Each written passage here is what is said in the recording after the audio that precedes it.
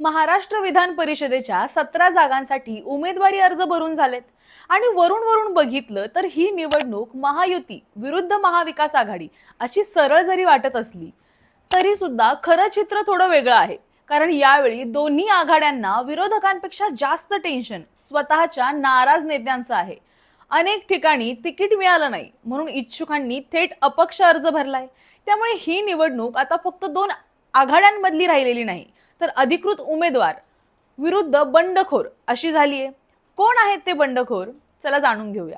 नमस्कार, मी सारिका आणि तुम्ही पाहताय पॉलिटिकल महाराष्ट्र. तर महायुतीमध्ये भाजप 11 जागा, शिंदे सेना 4 जागा आणि अजित पवारांची राष्ट्रवादी 2 जागा लढवते.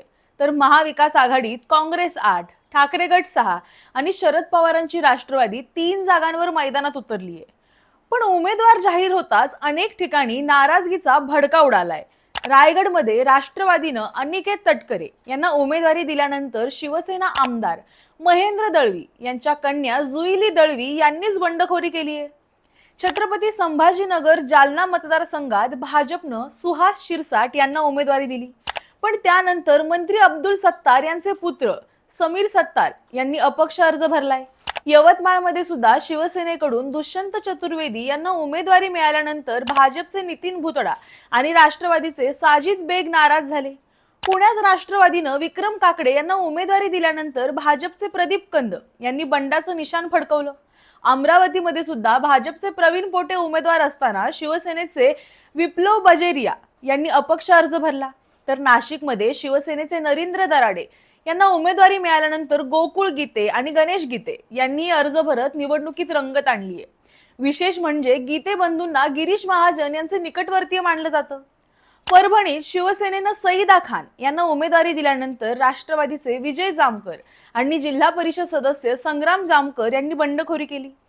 नांदेडमध्ये सुद्धा भाजपनं अमरनाथ राजूरकर यांना उमेदवारी दिली असली तरी राष्ट्रवादीचे प्रवीण पाटील चिखलीकर यांनी सुद्धा आव्हान उभं केलंय. जळगावमध्ये भाजपचे नंदकिशोर महाजन यांच्या विरोधात शिवसेनेच्या रेश्मा काळे आणि दीपक धांडे यांनी बंडखोरी केली आहे. आता असं चित्र फक्त महायुतीतच आहे का? तर नाही, महाविकास आघाडीत सुद्धा नाराजगी काही कमी नाही. नांदेडमध्ये काँग्रेसनं रामदास सुमठाणकर यांना उमेदवारी दिल्यानंतर माधवगाव जवळकर यांनी बंडखोरी केली. तर नागेश आष्टीकर यांचे पुत्र कृष्ण आष्टीकर यांनी सुद्धा ठाकरे गटाच्या विरोधात नाराजगी व्यक्त केली आहे. भंडारा गोंदियामध्ये काँग्रेसनं प्रफुल्ल अग्रवाल यांना मैदानात उतरवलंय. सांगलीमध्ये शरद पवार गटाकडून बाळासाहेब पाटील उमेदवार आहेत, पण तिथेही काँग्रेसचे संजय मेंढे आणि मयूर पाटील यांनी अर्ज भरल्यानं आता चुरस वाढली आहे. सोलापूरमध्ये सुद्धा काँग्रेसने आदित्य फत्तेपूरकर यांना उमेदवारी दिली आहे. मात्र त्यांच्या विरोधात शरद पवार गटाचे वसंत नाना देशमुख आणि ठाकरे गटाचे नागेश अक्कलकोटे यांनी बंडखोरीचा मार्ग स्वीकारलाय.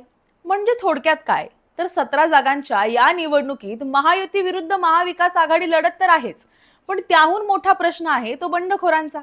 कारण अनेक ठिकाणी पक्षाच्या अधिकृत उमेदवारांपेक्षा बंडखोर उमेदवारच निकालाचं गणित बिघडवू शकतात. त्यामुळे 4 जून नंतर अर्ज मागे घेण्याची मुदत संपल्यावर कोण नाराज शांत होणार आणि कोण शेवटपर्यंत मैदानात राहणार यावर अनेक मतदारसंघांचं भविष्य अवलंबून असणार आहे. तुम्हाला याबद्दल काय वाटतं हे आम्हाला कमेंटमध्ये नक्की सांगा. व्हिडिओ आवडला असेल तर लाईक करा, शेअर करा आणि पाहायला विसरू नका पॉलिटिकल महाराष्ट्र.